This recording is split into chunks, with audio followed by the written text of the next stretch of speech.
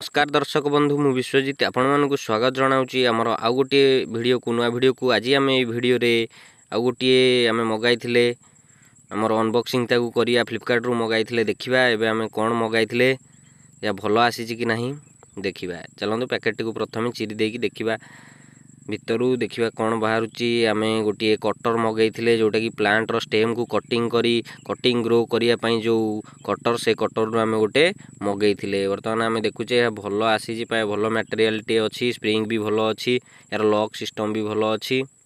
देखिबा एबे आम काटिकी याकू टेस्ट करिबा केमिति हमर गछ कटुची कि नहीं एथरे भल दाढ़ अच्छी कि नहीं। चलंतु गोटे स्टेम को आम आनिबा ताकू ए कटर साहाय्य रे किपरि काटिबा देखिबा।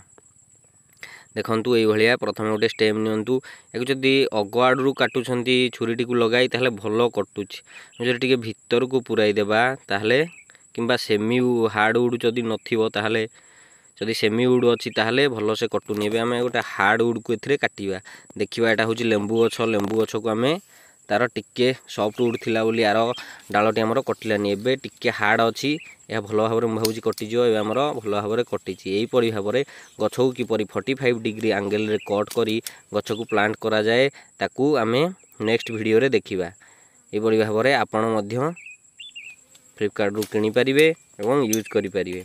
यदि वीडियोटी भल लगी थाए तबे वीडियो को लाइक करंतु, आम चैनल को सब्सक्राइब करंतु एवं शेयर मध्य करंतु। पाखरे दिया जाइथिबा बेल आइकन टी को प्रेस करंतु जा द्वारा हमर नुआ नुआ नोटिफिकेशन आपनक पाखरे सर्वप्रथमे पहुंची पारिबो।